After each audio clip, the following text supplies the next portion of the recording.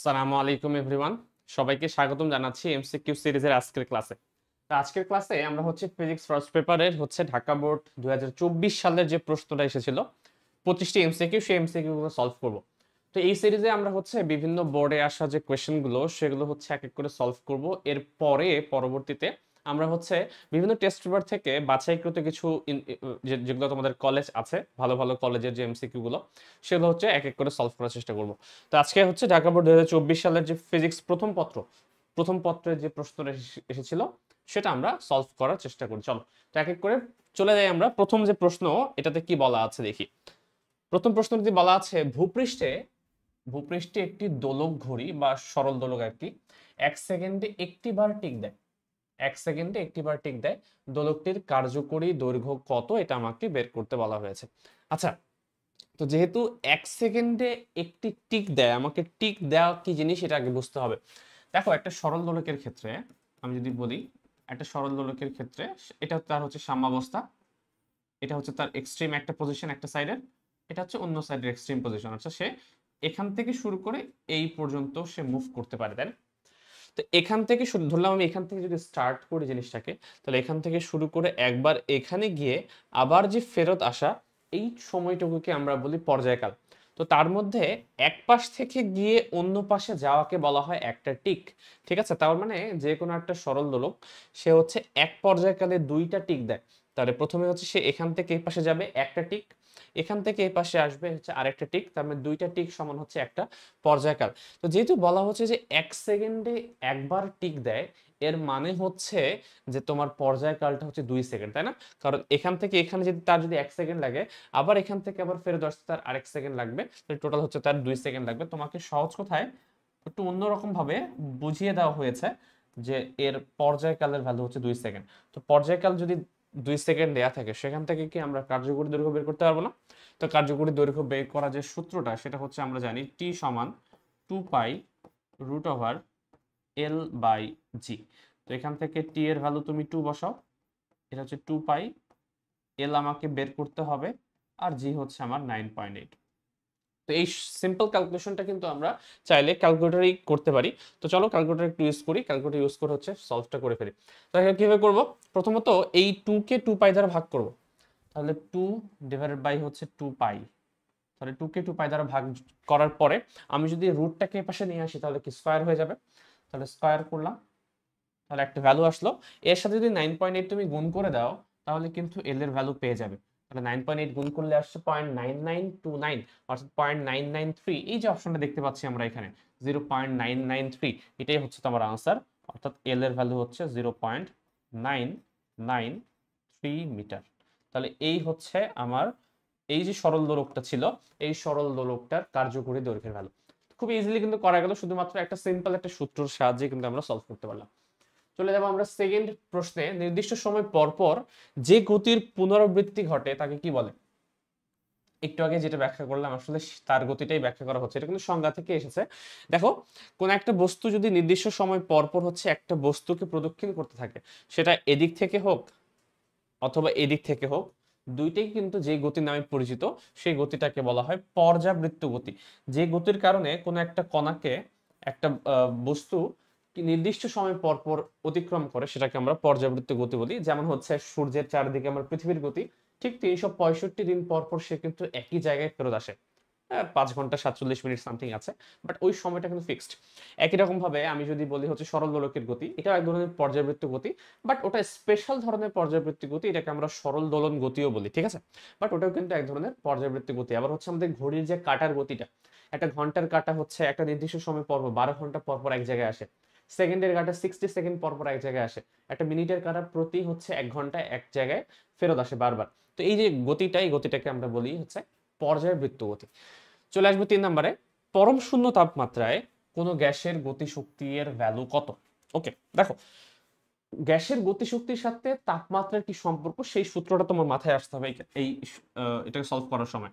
তো আমরা জানি গতিশক্তি সমান ই কে সমান, গ্যাসের ক্ষেত্রে যদি বলি তাহলে সেটা 3/2 এন আর টি। তা দেখো তো, এই টিটা কি? এই টিটা কিন্তু এমন একটা টেম্পারেচার, যে টেম্পারেচারটাকে আমরা কেলভিন স্কেলে নির্ণয় করি, তাই না?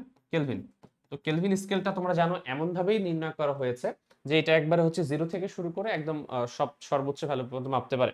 তো এই যে 0 যে ভ্যালুটা, কেলভিন যখন 0, তোমাকে এটাই বলা হয়েছে যে শূন্য তাপমাত্রায়, পরম শূন্য তাপমাত্রা মানে কত? এটা তো তোমরা বইয়ে পড়েছো।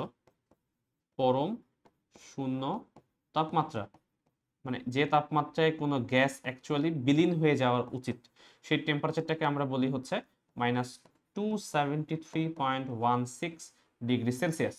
এই সেলসিয়াসটাকে যদি কেলভিন করতাম, অ্যাকচুয়ালি এই পরম শূন্য তাপমাত্রা থেকেই কিন্তু এই কেলভিন স্কেলটা তৈরি হয়েছে। আলটিমেটলি এটাই কিন্তু হচ্ছে 0 কেলভিন, তাই না? মানে কখনো যদি কেলভিন এককে 0 হয়ে যায়, দেখেই বুঝতে পারছো, টি যদি 0 হয়ে যায়, মোল সংখ্যা আর আর এর ভ্যালু তো আর 0 হবে না, কারণ এটা হচ্ছে ধ্রুবক সংখ্যা, এটা তো কনস্ট্যান্ট সবসময় সেমই থাকবে। তো মোল সংখ্যা কখনো 0 হবে না, তোমার হচ্ছে আর এর ভ্যালু 0 হবে না, 3/2 এটা তো নিজে কনস্ট্যান্ট, তাহলে সম্পূর্ণটাই কনস্ট্যান্ট। তাহলে ই কে গতিশক্তিটা সম্পূর্ণরূপে ডিপেন্ড করছে টি এর উপর। তো টি যদি কখনো 0 কেলভিন হয়ে যায়, অবশ্যই তোমার গতিশক্তিটাও 0 হয়ে যাবে, অর্থাৎ আনসার হবে তোমার 0। পরম শূন্য তাপমাত্রায় কোনো গ্যাসের গতিশক্তি হয়ে যাবে 0। নেক্সট প্রশ্ন, 27 ডিগ্রি সেলসিয়াস তাপমাত্রায় একটি গ্যাসের আয়তনকে যদি আমি স্থির রাখি এবং চাপকে দ্বিগুণ করি, তাহলে উদ্দীপকের ঘটনা কোন সূত্রকে সমর্থন করে? এটা আসলে অভিন্ন তথ্যভিত্তিক যে প্রশ্ন থাকে, তোমাদের একটা উদ্দীপক দেওয়া থাকে, তার দুইটা কোশ্চেন দেওয়া থাকে, তার মধ্যে একটা এটা, পরেরটা হচ্ছে এখানে দিয়েছি আমি। উদ্দীপক দেখো সেম, প্রশ্ন দুইটা হচ্ছে আলাদা আলাদা, উদ্দীপকটা দুইটা প্রশ্নে দিয়ে দিয়েছি যাতে করে সুবিধা হয়। তো দেখো, প্রথম উদ্দীপক অনুসারে যে আয়তন স্থির রেখে চাপকে দ্বিগুণ করা হলো, এটা অ্যাকচুয়ালি কোন সূত্রকে সমর্থন করে? তো কোনো একটা আদর্শ গ্যাসের সূত্রে তুমি যদি হচ্ছে আয়তনকে স্থির রাখো, তাহলে সেটাকে আমরা চাপীয় সূত্র বলি, ঠিক আছে? তখন প্রেসারের সাথে টি এর যে সম্পর্কটা, যেটা হচ্ছে এরকম, পি সমানুপাতিক টি এই হারে চেঞ্জ হয়, পি সমানুপাতিক টি। তাহলে পি সমানুপাতিক টি, এই যে সূত্রটা, এটাকে বলা হয় চাপীয় সূত্র। তাহলে আনসার হবে তোমার চাপীয় সূত্র। চলে আসবে 5 নম্বর প্রশ্নে। ওই একই উদ্দীপকের আন্ডারে আমাকে এখন বের করতে বলেছে যে গ্যাসটির চূড়ান্ত তাপমাত্রা কত। মানে 27 ডিগ্রি আগে ছিল সেলসিয়াসে, এরপর তুমি আয়তন স্থির রাখে চাপকে যদি দ্বিগুণ করে দাও, তাহলে তাপমাত্রা কত হবে? তাহলে দেখো, চাপের সাথে তাপমাত্রা যে সম্পর্ক, এটা আমরা জানি P1/T1 = P2/T2। ভ্যালু বসাবো, দেখো P1 কি P1 রাখি, P1 আকারেই রাখি, কোনো সমস্যা নেই। T1 এর পরিবর্তে তুমি কিন্তু 27 ডিগ্রি সেলসিয়াস বা কেলভিনে প্রকাশ করলে 300 বসাতে পারো। তাহলে এখানে 300 বসিয়ে দিই। P2 আমাকে বলে হচ্ছে যে P1 এর ডাবল করতে হবে, তাহলে P2 হচ্ছে P1 এর ডাবল, তাহলে আমাকে T2 বের করতে বলা হয়েছে, অর্থাৎ আমি T2 বের করতে পারবো। দেখো তো, এই P1 কেটে যাচ্ছে, তাহলে T2 সমান হবে 2 × 300 মানে 600 কেলভিন। তো কেলভিনে যেহেতু তোমার অপশন দেয়া আছে, তাহলে 600 যেটা দেয়া সেটাই আনসার, 600 কেলভিন। দেখো, বুঝতে পারছো কেন? খুব ইজি একটা জিনিস। চলে আসবো নেক্সট কোয়েশ্চেনে। একটি দ্বিপারমাণবিক গ্যাসের স্বাধীনতার মাত্রা কত? এটা কিন্তু মুখস্থ তোমাদের মনে রাখতে হবে। একটা দ্বিপারমাণবিক গ্যাসের স্বাধীনতার মাত্রা, বা ইংলিশে বলা হয় ডিগ্রি অফ ফ্রিডম। কোন একটা গ্যাসের ডিগ্রি অফ ফ্রিডম অনেক ধরনের হতে পারে। একটাকে বলা হয় ট্রান্সলেশন, মানে একটা গ্যাস কোন দিক বরাবর মুভ করতে পারে, সে এক্স অক্ষ বরাবর, ওয়াই অক্ষ বরাবর, কিংবা জেড অক্ষ বরাবর মুভ করতে পারবে একটা দ্বিপারমাণবিক গ্যাস। তাহলে ট্রান্সলেশনাল, তাদের মোশন তিনটা, অ্যাকচুয়ালি তিনটা অক্ষ বরাবর তাদের মুভমেন্ট পসিবল, সেটা হচ্ছে এক্স ওয়াই জেড। এবং যদি একটা দ্বিপারমাণবিক গ্যাস হয়, সে কিন্তু রোটেটও করতে পারে। তাহলে এর রোটেশনাল মোশনও হচ্ছে দুইটা আছে, কত? দুইটা। তাহলে এখানে হচ্ছে তোমার তিনটা ট্রান্সলেশনাল, রোটেশনাল মোশন হচ্ছে দুইটা। আর খুবই এক্সট্রিম কেসে, অর্থাৎ খুবই যদি উচ্চ তাপমাত্রা আমি প্রয়োগ করি, তো সেই ক্ষেত্রে ডিগ্রি অফ ফ্রিডম আরেকটা পাওয়া যায়।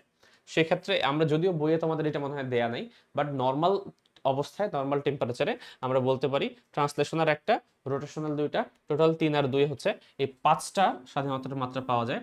আর যদি হচ্ছে আমি তাপমাত্রা উঁচু করে দেই, খুবই হাই টেম্পারেচারে, এই জিনিসটা আরেকটা এক্সট্রা একটা চলে আসে, যে 3, 2, 5 আর একে 6টা হয়ে যায়। যদি অপশন এখানে নেই, 5 পর্যন্ত অপশন দেয়া আছে, তোমার আনসার আসলে 5টাই দিতে হবে এখানে, ঠিক আছে?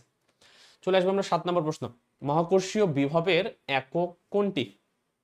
বিভব, মহাকর্ষীয় বিভবের সূত্র কি ছিল দেখো তো? বিভবের সূত্র ছিল হচ্ছে V = W/m। তো W তো হচ্ছে কাজের একক হচ্ছে আমরা জানি জুল, আর m হচ্ছে ভর, তাহলে ভরের একক আমরা জানি হচ্ছে কেজি। তাহলে এই বিভবের যে এককটা সেটা হওয়া উচিত জুল পার কেজি। তাহলে জুল পার কেজি যেখানে দেয়া আছে সেটা আনসার, খ নাম্বার তোমার আনসার হবে। 8 নম্বর প্রশ্ন, একজন ব্যক্তি লিফটে ওজনহীনতা অনুভব করে কখন? যখন 4টা অপশন দেয়া আছে। ওকে, এটা বোঝার জন্য যে সূত্রটা তোমার মাথায় আসতে হবে সেটা হচ্ছে এটা, যে কখনো যদি একটা লিফটে আমি হচ্ছে উপরে উঠি, আমরা জানি কি আমাদের ওজনটা স্বাভাবিকভাবেই বেশি মনে হয় যদি ত্বরণে উপরে উঠো, আর ত্বরণে যদি নিচের দিকে নামো তাহলে সেক্ষেত্রে আমাকে হালকা লাগে। তো আমাকে যেহেতু বলেছে ওজনহীনতা অনুভব করব আমি, এটা তো আমি শিওর যে উপরে উঠলে হবে না, সেটা সেটা নিচের দিকে নামতে হবে, তাই না? উপরে উঠলে হতো যদি হচ্ছে তোমার মন্দন হতো তখন। তো এখানে লিফটটি উপরের দিকে ত্বরণ বলা আছে, যেহেতু ত্বরণ হলে আসলে হবে না। উপরের দিকে তুমি যদি ত্বরণে ওঠো তাহলে কিন্তু তোমার ভারী লাগবে, আর নিচের দিকে যখন তুমি নামবে তখন তোমার কাছে অনুভূত যে ওজনটা আছে, অনুভূত ওজন, এদের একটা এই এই সূত্রটা কিভাবে লেখা হয়? অনুভূত ওজন সমান হচ্ছে, আমি জানি টি সমান এম জি মাইনাস এ, এরকম, তাই না? এই হচ্ছে বইয়ের সূত্র দেয়া আছে তোমাদের। এটা প্রুফটাও আশা করি তোমরা জানো, না জানলে কিন্তু প্রুফগুলো দেখে নিতে হবে, আদারওয়াইজ কনফিউশনে পড়তে পারো। তো দেখো, অনুভূত ওজনের যে কনসেপ্টটা সেখানে বলা আছে যে একটা লিফট যদি উপর থেকে নিচের দিকে এ ত্বরণে নামে, তাহলে সেই ক্ষেত্রে আমার অনুভূত ওজনের ভ্যালুটা এরকম হবে, আমাকে হালকা লাগবে, কারণ এখানে জি মাইনাস এ হচ্ছে। প্রশ্নে বলা আছে যদি একজন ব্যক্তি ওজনহীনতা অনুভব করতে চায়, তাহলে এই অনুভূত ওজনের যে ভ্যালুটা এটা কত হতে হবে? এটা অ্যাকচুয়ালি জিরো হয়ে যেতে হবে। তাহলে এটা যদি জিরো হতে হয়, দেখি তো কি কন্ডিশন আসে, এখানে বসাই। ভর তো আর জিরো হবে না, তাহলে এটা সমান জিরো হবে, তাহলে G minus A equals to zero হচ্ছে। তাহলে এখান থেকে আমি পাচ্ছি এ এর ভ্যালু অ্যাকচুয়ালি জি। তার মানে যদি একটা লিফট, এটা নিচে নামার ক্ষেত্রে আমি বললাম, নিচে নামার ক্ষেত্রে একটা লিফট যদি জি ত্বরণের সমপরিমাণ ত্বরণে যদি নিচের দিকে নামতে থাকে, অর্থাৎ তুমি যদি লিফটের তারটা কেটে দাও তাহলে সেটা মুক্ত ফ্রি ফল করবে, তাই না? মুক্ত হবে, পতনশীল বস্তুর মতো আচরণ করবে। তখন যদি হয় সেক্ষেত্রে লিফটটি যখন জি ত্বরণের নিচের দিকে নামবে, সেক্ষেত্রে যে ঘটনাটা ঘটবে যে ওইখানে থাকা যে কেউ ওজনহীনতা অনুভব করবে। আশা করি বুঝতে পারছো। 9 নম্বর, ভূপৃষ্ঠ থেকে কত কিলোমিটার উচ্চতায় অভিকর্ষ ত্বরণের মান ভূপৃষ্ঠের মানের 25% হবে? এটা তো ম্যাথ, আমরা করে ফেলি। দেখো, ভূপৃষ্ঠের জি এর সূত্রটা কি ছিল? G M divide by R square. আর একটা উচ্চতায় সূত্রটা কেমন ছিল? G M divide by R plus H whole square. তো এই দুটাকে তুমি যদি ভাগ করো, অর্থাৎ জিএইচ কে জি দ্বারা যদি ভাগ করো, কি আসবে? জিএইচ বাই জি, আর এখানে হচ্ছে এটা ডিভাইডেড বাই এটা। তো আমি জিএম জিএম কেটে গিয়ে আমি একবারে উল্টায় লিখি, এটা আসবে হচ্ছে তোমার R divided by R plus H whole square. আমি একটা লাইন স্কিপ করে দেখলাম, আশা করি বুঝতে পারছো তোমরা কিভাবে লেখা হয়েছে। একটা লাইন স্কিপ করে এখানে লেখা হলো। দেখো এখানে কি বলা আছে, দেখো কত কিলোমিটার উচ্চতায়, এ তোমাকে হাইটটা বের করতে বলেছে, কত কিলোমিটার উচ্চতায়, কিলোমিটার এককে অভিকর্ষ ত্বরণের মান ভূপৃষ্ঠের যে মান আছে তার 25% হবে। অর্থাৎ শর্ত দেখে বোঝা যাচ্ছে জি এইচ এর যে ভ্যালুটা সেটা জি এর 25%। 25%কে ভগ্নাংশে প্রকাশ করলে কত হয়? 25/100, 25/100 মানে হচ্ছে 1/4। তাহলে 1/4 অ্যাকচুয়ালি দেওয়া আছে 25% এর ভ্যালু। তাহলে দেখো এই জিএইচ বাই জি এর পরিবর্তে তুমি যদি 1/4 বসাও, এই স্কয়ারটা যদি এই পাশে রুট করে দাও, তাহলে কি আসে? এরকম। এখন দেখো তো 1/4 কে রুট করলে অ্যাকচুয়ালি কি 1/2 হয়। আর গুণ করো, আর গুণ করলে এখানে আসে আর প্লাস এইচ, এখানে আসে 2r। তাহলে এইচ সমান চলে আসে কিন্তু 2r মাইনাস আর, অ্যাকচুয়ালি আর, আর এর ভ্যালু, অর্থাৎ আর এর ভ্যালু কত দেওয়া আছে? 6400 কিলোমিটার। তার মানে তুমি যদি ঠিক পৃথিবীর ব্যাসার্ধের সমপরিমাণ উচ্চতায় একটা বস্তুকে নিয়ে যাও, তো সেই ক্ষেত্রে জি এর মান যেমন পাওয়া যাবে সেটা অ্যাকচুয়ালি ভূপৃষ্ঠে যত পাওয়া যেত তার 25% বা 4/1 এই হচ্ছে আনসার। দেখতে হবে অপশন আছে কিনা, এই যে আছে ক নম্বরে, এটা হচ্ছে আমাদের আনসার। 10 নম্বর, কোন বস্তুর একক মাত্রার পরিবর্তন কি কি বলে? এটা তো তোমরা সংজ্ঞা পড়েছো যে বিকৃতি।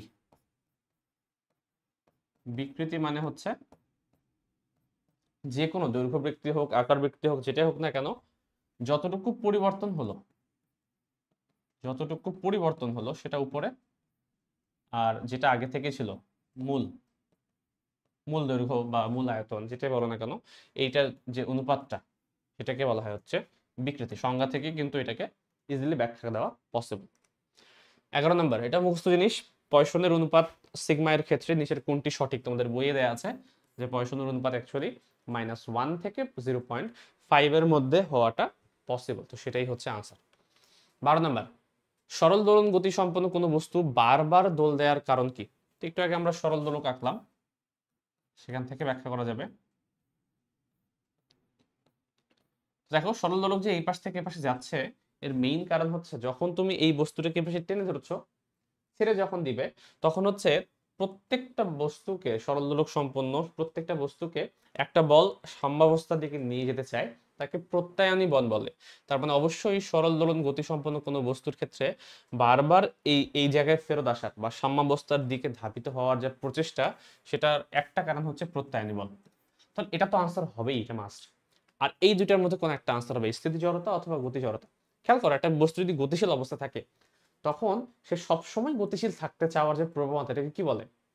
গতি জড়তা বলে। তো তুমি হচ্ছে একে হচ্ছে যে একবার যখন ছেড়ে দিবে, সে সবসময় যে এই পাশে এই পাশে মুভ করতে চাবে, তার একটাই মাত্র কারণ, সে হচ্ছে গতিশীল থাকতে চায়, অর্থাৎ গতি জড়তা।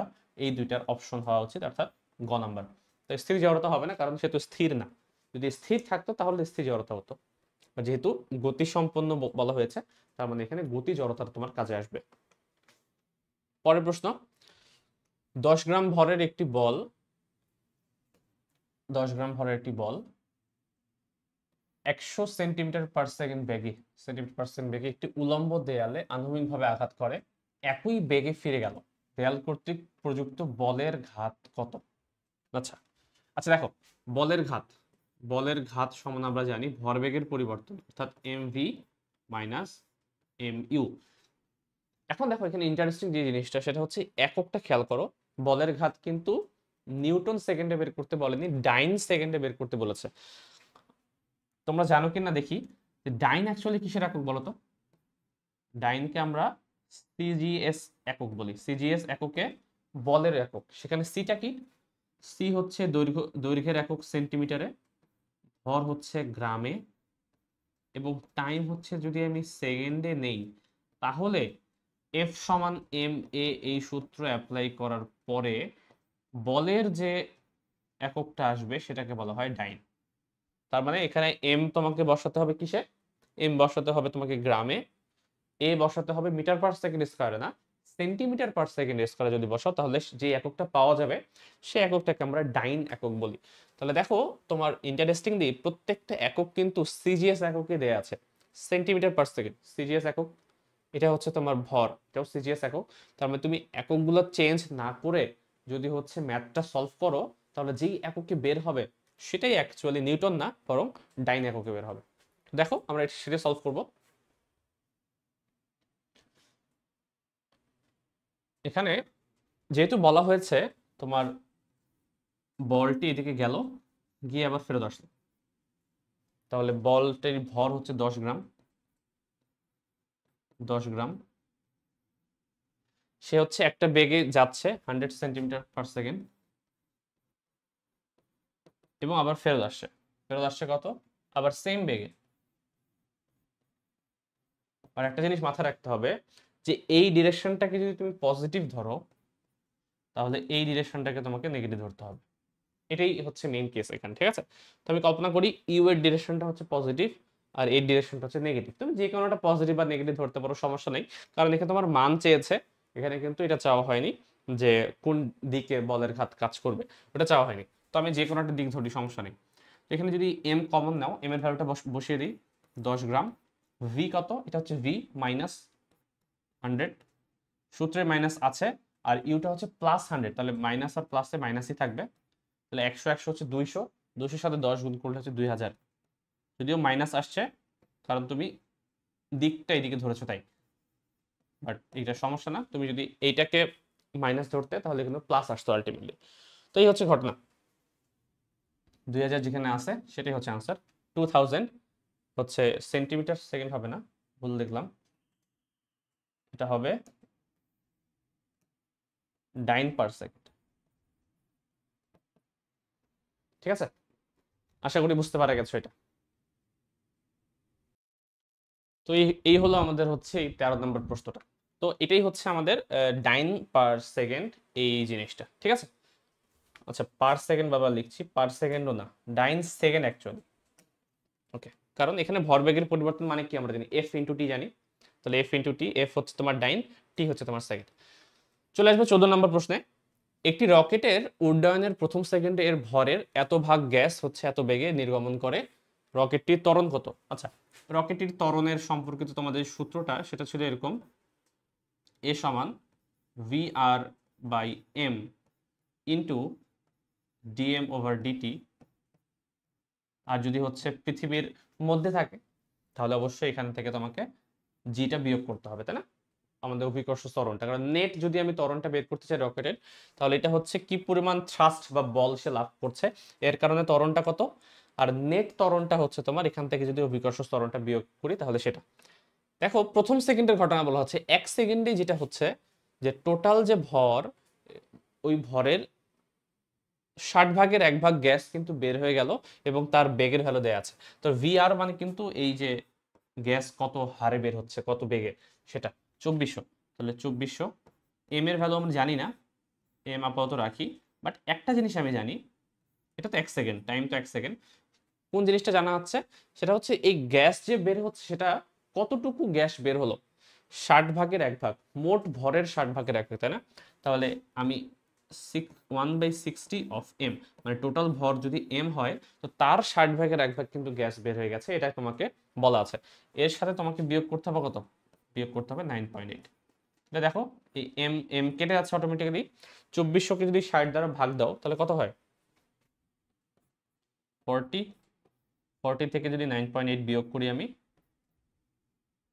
31.2, সরি 30.2, ঠিক আছে। তাহলে 30.2 মিটার পার সেকেন্ড স্কয়ার, এটা যেখানে দেয়া আছে সেটাই তোমার আনসার, এটা এই হচ্ছে আনসার, ঠিক আছে। 15 নম্বর প্রশ্ন, এই সমীকরণ অনুযায়ী সংশ্লিষ্ট কণাটির ক্ষেত্রে প্রযোজ্য রাশিগুলোর ভ্যালু কত? আচ্ছা দেখো, আগে ইকুয়েশনটা লিখি আমরা। এক কাজ করি, ইকুয়েশনটা একবার সাজিয়ে লিখি। সবাইকে যদি 5 দ্বারা ভাগ করি তাহলে এই জিনিসটা দেখতে কিরকম হবে, এখানে এরকম আসবে।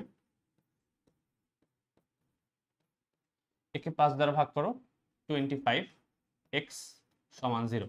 আমরা জানি এখানে যেই পার্টটুকু থাকে এটাই অ্যাকচুয়ালি ওমেগা স্কয়ারের ভ্যালু, তাই না। এটাই তো হচ্ছে তোমার সিম্পল হারমোনিক মোশন যুক্ত কোনো কণার ডিফারেনশিয়াল যে ইকুয়েশনটা আছে সেটা। তাহলে ওমেগা স্কয়ার সমান আমি বলতে পারি 25। তো সেখান থেকে বলা যায় ওমেগা সমান অ্যাকচুয়ালি কত, 5। তো এটা নিয়ে হচ্ছে সম্পূর্ণ প্রশ্নটা। দেখো এর কি কম্পাঙ্ক 5 একক? না, কম্পাঙ্ক কিন্তু 5 একক না, এটাকে কৌণিক কম্পাঙ্ক বলে। এই ওমেগা সমান আবার আমি বলতে পারি 2πf সমান 5। কম্পাঙ্ক যদি বের করতে বলে তাহলে এই 5টাকে আবার 2π দ্বারা ভাগ করা লাগবে, তাহলে তুমি কম্পাঙ্ক পাবা। তাহলে কম্পাঙ্ক 5 একক, এটা কিন্তু ভুল। বরং কৌণিক বেগ, এটাকে কৌণিক বেগও বলে, কৌণিক কম্পাঙ্কও বলে, যে কোনো নামেই ডাকো না কেন কোনো সমস্যা নেই। কৌণিক বেগ, কৌণিক কম্পাঙ্ক দুইটাই হচ্ছে 5 একক অর্থাৎ ওমেগা। এখানে কম্পাঙ্ক বের করতে বললে সেটা কিন্তু 5/2π, ঠিক আছে। তো এই 2 এবং 3 যেখানে আছে সেটা হবে তোমাদের আনসার। এটা হচ্ছে গ নাম্বারটা, আশা করি বুঝতে পারছি। 16 নম্বর প্রশ্ন, 100 গ্রাম ভরের, 100 গ্রাম ভর এবং 1 সেন্টিমিটার পুরুত্বের একটি মিটার স্কেল খাড়া অবস্থায় আছে এবং সেটা ভূমিতে পড়ে গেল। খাড়া অবস্থা থেকে ভূমিতে যদি পড়ে যায় তো সেই ক্ষেত্রে ভার কেন্দ্রের সরণ কত সেন্টিমিটার হবে, এটা আমাকে বের করতে বলেছে। একটা মিটার স্কেল, সেন্টিমিটার বের করতে বলেছে যদিও। একটা মিটার স্কেল কল্পনা করো, এটা হচ্ছে আমার মিটার স্কেল, 1 মিটার দৈর্ঘ্য। এ হচ্ছে এই পাশ থেকে নিচে মাটি থেকে ভূমিতে পড়ে গেল, ঠিক আছে। সে ছিল এই অবস্থায়, সেখান থেকে হচ্ছে ভূমিতে পড়ে গেল। তো তার দৈর্ঘ্য যেহেতু বলাই আছে মিটার স্কেল, তার মানে অবশ্যই এটা 100 সেন্টিমিটার। সেন্টিমিটারের কারণ নিচ্ছি কারণ তোমাকে বের করতে বলেছে সেন্টিমিটার এককে ভার কেন্দ্রের সরণটা। তো যখন সে দাঁড়িয়ে ছিল তখন তার ভার কেন্দ্র কোথায় ছিল বলতো, একদম মিডল পয়েন্টে। আর মিডল পয়েন্টের ভার কেন্দ্র আমরা জানি কত, ভূমি থেকে এত উচ্চতায়। ভূমি থেকে এত উচ্চতা কত হবে, 100 এর অর্ধেক, তার মানে 50 সেন্টিমিটার। তাহলে 50 সেন্টিমিটার উপরে ছিল প্রাথমিক অবস্থায়। যখন সে নিচের দিকে পড়ে গেল তখন ভার কেন্দ্র কোথায়, এই জায়গায়। এখন আমাকে কিন্তু প্রশ্নে বলাই আছে এই পুরুত্বটা কত, পুরুত্বটা হচ্ছে 1 সেন্টিমিটার পুরুত্বের। তাহলে এটা যদি 1 সেন্টিমিটার হয় তাহলে এর ঠিক হাফ অংশ কত হওয়া উচিত? 1-এর অর্ধেক মানে 0.5 সেন্টিমিটার। তা দেখো তো ভার কেন্দ্রটা কতটুকু নিচে নেমে গেল। আগে ছিল 50 সেন্টিমিটার উচ্চতায়, এখন আছে 0.5 সেন্টিমিটার উচ্চতায়। এর যে দুইটার বিয়োগফল সেটাই হবে অ্যাকচুয়ালি এই দূরত্বটা। আমাকে বের করতে বলছে ভার কেন্দ্রের সরণ, তার মানে সে অ্যাকচুয়ালি কতটুকু নিচের দিকে নামলো, এই ভ্যালুটা। তাহলে এতটুকু ভ্যালুটা আমি বের করতে বলতে পারি কিভাবে, জাস্ট বিয়োগ করে দাও। এটা হচ্ছে 50 মাইনাস 0.5 বা 49.5 সেন্টিমিটার। 49.5 যেখানে আছে সেটা তোমার আনসার। খুব ইজিলি, তাই না, করা হচ্ছে। এটা যদি পারি তাহলে এই উদ্দীপক দিয়েই পরের প্রশ্নটা আছে। সেই প্রশ্নটা হচ্ছে ওই সেম উদ্দীপক, যে খাড়া ছিল, সে ভূমিতে পড়ে গেল, জি এর ভ্যালু দেওয়া, তাহলে অভিকর্ষ বল দ্বারা কৃত কাজ কত। তো আমরা জানি এই সব ক্ষেত্রে অভিকর্ষ বল দ্বারা কৃত কাজ হচ্ছে এম জি এইচ। এইচ মানে হচ্ছে অ্যাকচুয়ালি ভার কেন্দ্রের সরণ, যেটাকে তুমি এইচ বলতে পারো। এই এইচটাই হচ্ছে ভার কেন্দ্রের সরণ। কখন আমরা এই ভার কেন্দ্র নেই? যখন কোন একটা বস্তু আকারে বড় হয়, তার দৈর্ঘ্য প্রস্থ উচ্চতা ছোট হয় না, বিন্দু ভর না হয়ে সে যদি বড় কোনো সাইজের ভর হয়, অর্থাৎ আকারে যদি বিশাল হয়, সেই ক্ষেত্রে আমাদের ভার কেন্দ্রের সরলটা নিয়ে কাজ করতে হয়। যেটা এই কেসে হয়েছে, এটা কিন্তু বিন্দু ভর না, এক জায়গায় পুঞ্জীভূত একটা অবস্থা না, এটা কিন্তু বড় আকারের একটা ভর। তো সেই ক্ষেত্রে যেহেতু তার হচ্ছে এখানে থাকার সময় ভার কেন্দ্র এক জায়গায় ছিল, সে যখন পড়ে গেল তখন ভার কেন্দ্র এক জায়গায়, এখান তো তোমাকে কিন্তু শুধুমাত্র ভর নিলে, মানে এর উচ্চতা নিলে হবে না, এর ভার কেন্দ্রের যে শিফটটা সেটা নিয়ে কাজ করতে হবে, যেটা আমার বের হয়েছিল কত, 49.5। এটাকে ইউজ করবো এখন আমি। কিন্তু কাজ জুলে বের করতে বলেছে। এম এর ভ্যালু কত? এম এর ভ্যালু হচ্ছে, আমি উপরে একটু বসাই, এম হচ্ছে 100 গ্রাম মানে 0.1 কেজি, জি এবং 9.8, আর এইচ হচ্ছে 49.5 সেন্টিমিটার। তাহলে 49.5 কে 100 দ্বারা ভাগ করবা, বা 0.495ও বলতে পারি। তো এখান থেকে আমার যেটা আসছে, একটু ক্যালকুলেট করি, 4.495, এটা আসে 0.4851। এই যে প্রথম যে অপশনটা, এটাই আনসার, 4851 জুল। ঠিক আছে। 18 নম্বর প্রশ্ন, একটি মার্বেলকে সুতায় বেঁধে যদি আমি হচ্ছে বৃত্তাকারে ঘোরাই, তাহলে সেই ক্ষেত্রে কি হবে? দেখো, একটা মার্বেলকে তুমি বেঁধে বৃত্তাকারে ঘোরাচ্ছ এইভাবে, তাহলে সেই ক্ষেত্রে কাজের পরিমাণ কত? তো দেখো, যখন তুমি একটা মার্বেলকে বৃত্তাকারে ঘোরাও, কোন একটা নির্দিষ্ট পয়েন্টে তার যে সরণের যে ডিরেকশনটা, সেই সরণের ডিরেকশন কোনটি? সরণের ডিরেকশন অ্যাকচুয়ালি এই দিকে থাকে, তাই না? এইটা হচ্ছে তার সরণের ডিরেকশন। স্পর্শক বরাবর সরণ কাজ করে সবসময়, আর এর যে বলটা সেটা এদিক বরাবর কাজ করছে। তো দেখো তো বল এবং সরণের মধ্যবর্তী কোণ কত? 90 ডিগ্রি। তো আমরা জানি যে আমাদের যে কাজের যে বেসিক সূত্রটা, W সমান এফ এস কস থেটা, এখানে থেটা যদি 90 ডিগ্রি হয়ে যায়, তাহলে কস 90 ডিগ্রি ভ্যালু অ্যাকচুয়ালি 0। তার মানে কৃত কাজের যে ভ্যালু সেটাও হবে হচ্ছে 0, অর্থাৎ 0। তাহলে একটা মার্বেলকে সুতায় বেঁধে যদি আমি বৃত্তাকারে ঘোরাই, ফিজিক্সের ভাষায় সেখানে কোনো কাজ হচ্ছে না। এর কারণ সেখানে কোণের মানটা, সরণ এবং বলের মধ্যবর্তী যে কোণের ভ্যালুটা, সেই কোণের ভ্যালুটা হচ্ছে 90 ডিগ্রি, এই কারণে। শেষ। 19 নাম্বার, কোন নির্দিষ্ট ভরের গতিশক্তি এর ভরবেগের সাথে সম্পর্ক কিরূপ? এটা তো ডিরেক্ট সূত্র থেকে প্রশ্ন করেছে। ই সমান পি স্কয়ার বাই 2m। তাহলে ই এর ভ্যালু অ্যাকচুয়ালি কি, কার সমানুপাতিক? পি এর সাথে স্কয়ারের সমানুপাতিক, তাহলে বর্গের সমানুপাতিক হচ্ছে আনসার। ঠিক আছে। ই এর গতিশক্তি ভরবেগের সাথে বর্গের সমানুপাতিক হারে চেঞ্জ হয়। নিচের কোনটিতে সবগুলো ভেক্টর রাশি? দেখি এক করে চেক করি সবগুলো ভেক্টর রাশি হয় কিনা। ভর সময় তো প্রথমটাই বাদ, ভর তো না, অবশ্যই এটা বাদ। বিদ্যুৎ প্রবাহ মাত্রা, এটাও বাদ। ত্বরণ আর কৌণিক ভরবেগ তো হয়, বা বিদ্যুৎ প্রবাহ আই, আই কিন্তু ভেক্টর রাশি না। আচ্ছা, এখানে একটু মাঝে মাঝে কারো কারো কনফিউশন হতে পারে যে আমরা তড়িৎ প্রবাহের অঙ্ক করার সময় তো কারেন্টের দিক নিয়ে কাজ করি, এই দিক বরাবর কাজ করছে, এই দিক বরাবর কাজ করছে। কারেন্ট হচ্ছে এমন একটা রাশি, তড়িৎ প্রবাহ, যেটার ভেক্টর রাশি বলা যাবে না, যদিও এর দিকের ইউজ আছে, দিকের কারণে ম্যাথমেটিক্যালি চেঞ্জ হয়, বাট কোণের সাথে কোনো চেঞ্জ নেই। কিন্তু মনে করো দুইটা তার আছে তোমার কাছে, এটা একটা তার, এটা একটা তার, দুইটা তার দুই দিক বরাবর কাজ করছে, এদের মধ্যবর্তী কোণটা হচ্ছে থিটা।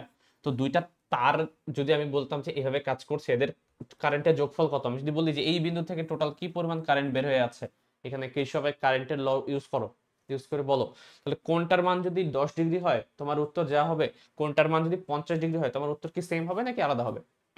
সেমই হবে, কিন্তু কোণের কোনো ইফেক্ট নাই কিন্তু। যদিও দুইটা পয়েন্ট থেকে দুইটা কারেন্ট বের হয়ে যাওয়ার ভেতরে প্রবেশ দিয়ে আমরা হচ্ছে ম্যাথমেটিক্যালি সলভ করি, ডিরেকশনের একটা ইফেক্ট আছে, বাট এখানে কোণের কোনো ইফেক্ট নেই কিন্তু। এই কারণে এটা একটা ভেক্টর রাশি না, এটা কিন্তু স্কেলার রাশি, যদিও ভেক্টর রাশির মতো অনেক সময় আচরণ করে। এই স্পেশাল এই ভেক্টর রাশি বা এই স্কেলার রাশিটা, যেটা অ্যাকচুয়ালি মাঝে মাঝে দিকটা আসলে কাজে আসে, বাট অ্যাকচুয়ালি এটাকে ভেক্টর রাশি বলা হয় না, এইসব রাশিগুলোকে টেন্সর রাশি বলে। টেন্সর, এটা তোমরা এখন পড়বা না, ইউনিভার্সিটিতে যখন উঠে যাবা টেন্সর কি জিনিস খুবই ডিটেলসে পড়ানো হবে। আশা করি তোমরা যারা ট্রিপল ইতে পড়বা, বা আমি মেকানিক্যালি পড়েছি, আমাকেও হচ্ছে একটা সাবজেক্টে এই টেন্সর সম্পর্কে আইডিয়া দেওয়া হয়েছে। তো টেন্সর কি জিনিস এটা সম্পর্কে আইডিয়া পাবা। যদিও বিদ্যুৎ প্রবাহর ক্ষেত্রে দিকের একটা ইফেক্ট আছে, বাট এটা কিন্তু ভেক্টর রাশি না, এটা স্কেলার রাশি একটা। গ নাম্বার দেখি, চৌম্বক ক্ষেত্র, টর্ক, কৌণিক সরণ, এটা একমাত্র যেটা হচ্ছে আনসার হবে। কারণ দেখো চৌম্বক ক্ষেত্র যেটাকে আমরা বি দ্বারা প্রকাশ করি, এটা একটা ক্ষেত্র, যে কোনো চৌম্বক ক্ষেত্র বা তড়িৎ ক্ষেত্র দুইটাই কিন্তু হচ্ছে একটা ভেক্টর রাশি। টর্ক অবশ্যই ভেক্টর রাশি, কৌণিক সরণ তো ভেক্টর রাশি, সরণ যেহেতু আছে। ঘতে কি ছিল সমস্যা, বল বল হয়, তাপমাত্রা হয় না, চাপ হয় না। তো এই হচ্ছে মোটামুটি জিনিস, এই সব ক্ষেত্রে আমি বলতে পারি যে এই জিনিসগুলো, তাহলে একবারে বলে দিই এটাও হচ্ছে হবে না। তাহলে ক খ ঘ হবে না কেন, এটা ব্যাখ্যা করলাম। আর গ এর তোমার তিনটেই হচ্ছে তোমার ভেক্টর রাশি, ঠিক আছে। 21, একটি দেয়াল ঘড়ি একটি দেয়াল ঘড়ি পশ্চিম দেয়ালে টাঙানো আছে। ওকে,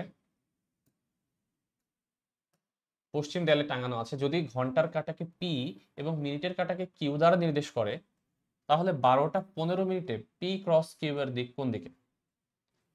ওকে, ইন্টারেস্টিং কোয়েশ্চেন। কল্পনা করি আমার এই যে বোর্ডটা আছে এটা হচ্ছে পশ্চিম দিকে, তাহলে আমরা বুঝতে সুবিধা হবে আমাদের। এটা হচ্ছে আমার পশ্চিম দিকের একটা দেয়াল, এখানে আমি 12টা 15 মিনিট হচ্ছে আকার ড্র করার ট্রাই করব।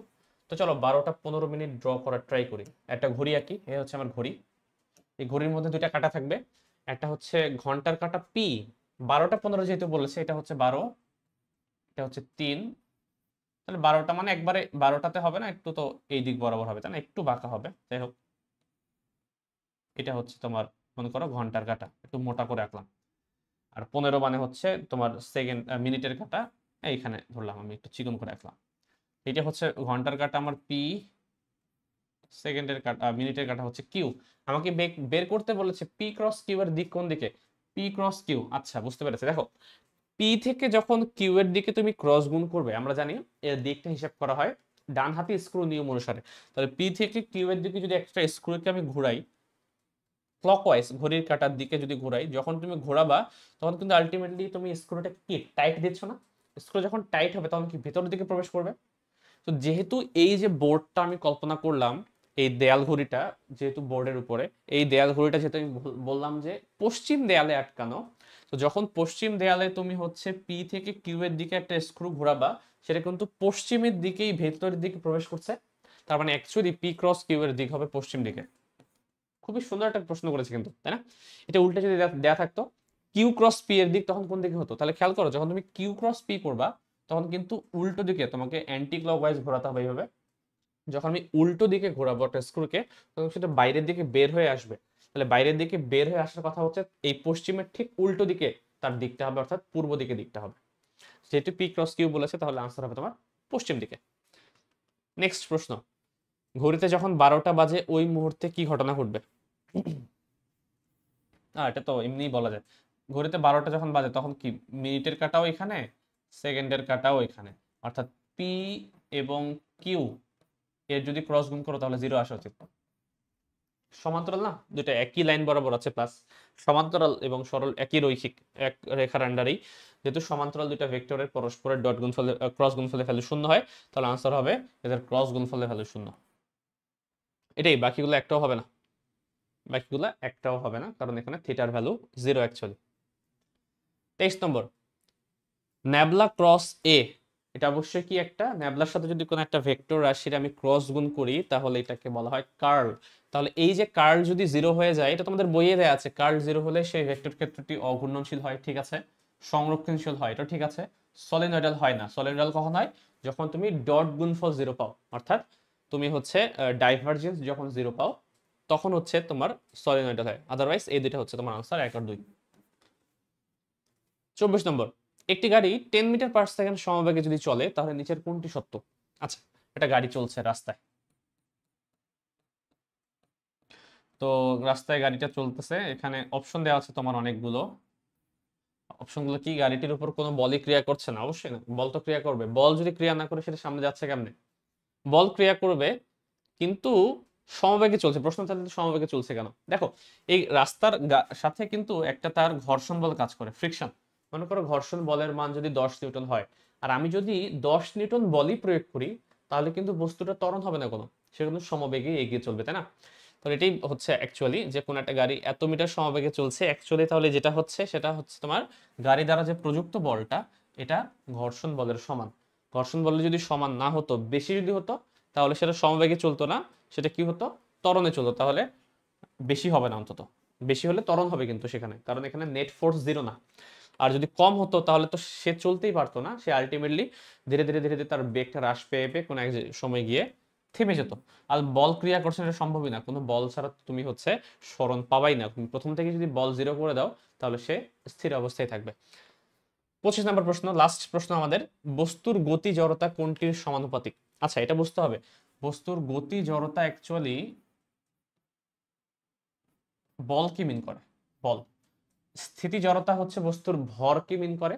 কোন বস্তুর স্থিতি জড়তা অ্যাকচুয়ালি ভর দ্বারা পরিমাপ করা হয়, আর কোন বস্তুর গতি জড়তা আমরা বল দ্বারা পরিমাপ করতে পারি। অ্যাকচুয়ালি বলা হচ্ছে বল কোনটির সমানুপাতিক। তো বল কার কার সমানুপাতিক?